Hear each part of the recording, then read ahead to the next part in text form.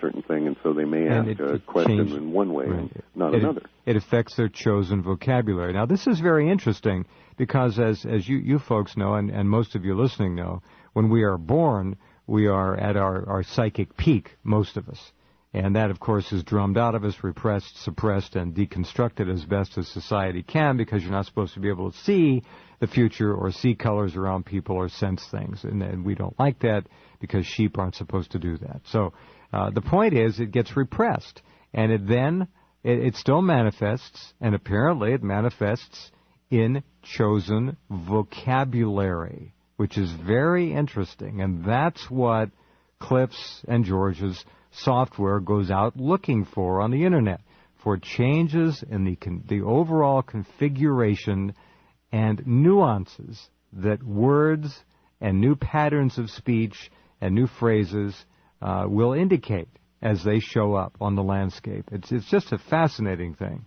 It's fundamental to how we do things, though, because we actually have to understand this is where slang comes from. As you say, the repression has to come out. And we've got a friend of ours who's this astrologer who puts it rather succinctly and says energy's got to go somewhere. And that's really the case. And there's this manifestation, and we just capture it at that level. Okay, very good. Now, your software is proprietary, although there are no secrets from those people in the black ops world, of course. Oh, yeah, there are. There are. Oh, yeah. They're not as talented as many people would give them credit for. Even with supercomputers. They may have a great deal more brute force, and therefore may appear to be powerful. But brute force and power are not necessarily the same thing. The human wisdom aspect, of course, is what you're talking about. I'll give you a really good example. They're also careless. Human beings are careless at every level. They make mistakes. Go ahead. But they also have this really interesting, when someone gets schooled, they sometimes lose their education. You bet. They do. When my wife and I were on our boat in San Diego in late October, first part of November in 2001, I talked to Clif at some length. We agreed on a price, and we actually proposed to the U.S. government that we use this technology commercially as an anti-terrorism weapon. Oh? We were caught up in the patriotic area of the time. Well, little did you guys know back then. Yeah, well, now you do. All right. Yeah, but we actually responded to a Department of Defense broad area announcement. Uh-huh. And we got basically yeah, right. And it's interesting because the technology that they've gone with is like the other end of the telescope. In other words, this technology gives you the overview of what's going to happen. And the Poindexter approach is let's build a massively correlated database of everything. Uh-huh. So we can zoom down and see if you drop your fork on Tuesday at 3:43 in the afternoon, if that means you're going to try and use a hijacked library card the following Wednesday. I thoroughly understand what you're saying. They're missing the forest for the trees. Yeah, exactly. And so we're in this time period now where, for a year we've been waiting for all these airplanes to be grounded, and we're now going through the grounding of the MD-80s for reasons that we don't know if it's jet fuel or wiring. Did you see my story? I have look on Rense.com. I have a featured story on the inside scoop on what's happening with American Airlines and what happened to Southwest and what is about to happen in May, a crippling national airline strike. May is going to be a real interesting month. Now, did you remember the last time we were together, we talked about May. Now, and we talked about the longshoremen going out? That's right. Yeah, so it all's going to fit. Okay. We also have the ultimate of all woo-woo anxiety moments, and that is, theoretically, they're going to pop off CERN on the 21st of May. CERN. I'm sorry, the Super Collider. Oh, yeah. That's one where the world may end. All right, now, big deal. Does that, okay, when you look at my featured stories section, it's the third one down. It says inside information. AA strife to lead to crippling national strike. And the second story is Continental and Southwest to scale back operations. Now, I want you guys to read those two after the program. That may not be it, but it may be a part of this gathering perfect storm that will be certainly a platform from which to dive into ever deeper murkiness. This is, yeah. And Clif has had in the linguistics now for, Clif, a year and a half we've been talking about how is the restrictions on travel going to manifest. Right. All right. Well, I have inside information, which is very interesting, and it's exclusive, and I want you to read it. And I'm not saying this is it, but I think this is a part of it. And again, here we have all of these things happening. Food, energy prices, you name it, it's all coming together. The threat of war, on and on and on. And now we're looking at a potential national airline strike.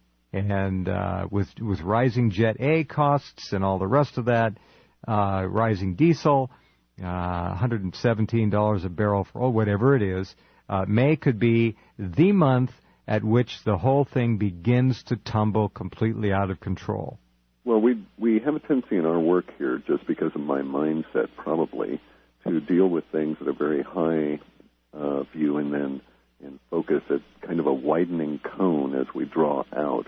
And I think of it as the archetypical relationships, because I've discovered in this work, by the way, that we're all apparently under the influence of what I'm calling manifesting archetypes. And so at the moment, there's a very broad category we've referred to as restrictions on travel or movement. Well, there you go. And the other side of that, though, is encounters with scarcity. And they're intimately linked, and you can't remove one without the other being involved. When did you first start to read that in the About 2002, wasn't it, George? Something like that? Yeah, it was late 2002, early 2003. And it's been building. You vectored on this particular year and this particular time that far back? That's correct. We tend to label years as we get into them. Wow. And a couple of years back, for instance, we had 2006. That was a pivotal year. 2007 was a year of emergence, and we're calling 2008 the year of manifestation. Got it. Now, George being a marketing guy, he doesn't think of much of my labels because I have a tendency to understate, perhaps, what we're going to see. But we're talking about the manifestation, and I mean, in my mind, that goes to this particular context within our work. Mm-hmm. The context may have as many as 20 or 30,000 words in it, and in our case, the context of manifestation includes at a very high level the idea that here is the dividing line across which things were this way, and now they're this way. So manifesting in the sense of undeniable, or it'll take active denial, where you really got to work yourself into a self-hypnotic state to deny the evidence before your eyes. And you have to remember, Jeff, that the longer lead time we get, the bigger the events tend to be when they arrive. So something that Clif has been tracking since 2002, 2003 is going to be a great big butt kicker compared to something that, like the Olympic. The accident for the Olympic. Yeah, the accident in the Greek Olympics. That's like something. It was a big headline, the motorcycle stuff. That was like 3 or 4 days or a week out front of the event.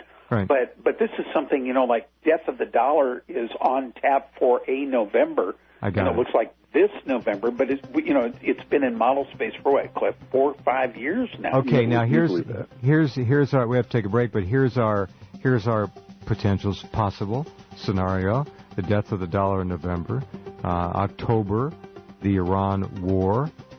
No, that's actually in September. August. All right, let's say September, the Iran war, and then China, of course, which gets plutonium fallout, is pissed. Doesn't particularly like the idea of another Zionist war in the Middle East, especially a nuclear one, and decides to say, okay, let's take them down, meaning the United States. And how do they do that? They simply dump their dollars. That's right. Yeah, right. That could play out in November, so that's a possibility there. It would all fit. This is the year of manifestation. That is extraordinarily true. Hold on. Be right back with George and Clif.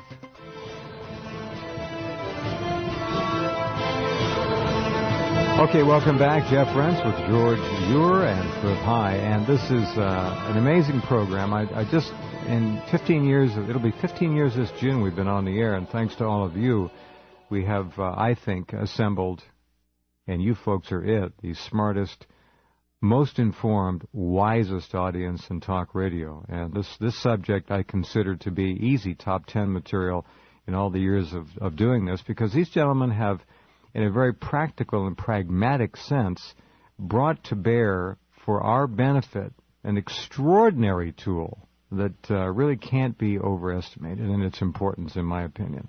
All right, you guys, enough. I'm not going to blow any more smoke your way. That's pretty good. Well, I was just going to take offense at that and say, look, we're pretty crude still at this stage. We have to bear in mind that the language shifts that we pick out are still on the extreme side because we don't understand and are still groping towards understanding the ability of nuance. But what you have done is determined that there are changes, and they are significant, and they do mean something, and you've been able to project from them events of profound and lesser importance that have occurred in the time frame the language suggests. And that's correct. An extraordinary first step. Not only that, but lately Clif has been watching the development of something called memering, which is where we're seeing opinion formers in America using technology to go out onto the Internet and try to influence how people think by writing various kinds of posts on websites. Give me an example, just a crude example. Ogilvy PR out of New York has something now called digital persuasion teams. If you have enough money and you have a corporate interest and you want to influence opinion, you can actually hire influence to show up in forums and discussion groups and news groups to help form public opinion about an issue. Now, there's a serious question in my mind as a consumer of gobs of information off the web, whether there should not be some truth in labeling when somebody, says, I'm a grandma and I'm in, Des Moines, Iowa, and I was working in my garden and I have these great, wonderful tomatoes and they're not genetically modified, or they are. Right. I want to believe that person's who they say they are, not some 28-year-old. You're ethically and morally correct, but good luck. Yeah, I know. It's the Wild West out there. See that, Clif? Yeah. Clif, it's starting to show up. Well, this is social engineering, is what. No, it's psychic engineering, is what it is. Psychic engineering is the part that disturbs me. The part that George is talking about is the easily exposed, or rather easily perceived commercial part. But there's another more sinister, I believe, memering going on that you see in a lot of the forums that lend themselves to emotional connotations around current events. Let me just put it that way. Now, go ahead. I say, so if we have a forum that, for instance, focuses on UFOs, we know that the individuals there, because of the huge load of government crap they've been getting for 50-plus years, are predisposed to certain emotional conditions and certain emotional outbursts. Right. And there appears to be an effort on the part of an organized group or groups to use the linguistics that they know about to go out and cause emotions to occur and cause, if you will, rants and fights and certain levels of response. And they frequently choose gender issues and racial issues and try and mix them all up together. So they might, I would say as an example, you might go to one of these forums and out of the blue someone says, you see a forum posting where someone has a subject that says, my daughter's about to marry a black man, what do I do? And that'll set off a chain of events and drain energy or pump up energy depending on how it's managed. Okay. My question is, why? Let me tell you something. I've watched this not from your perspective, but from the perspective of a broadcaster, a journalist, for a long time. You guys are absolutely right. The amount of engineering and programming and influencing going on over the Internet is beyond measure, in my opinion. These people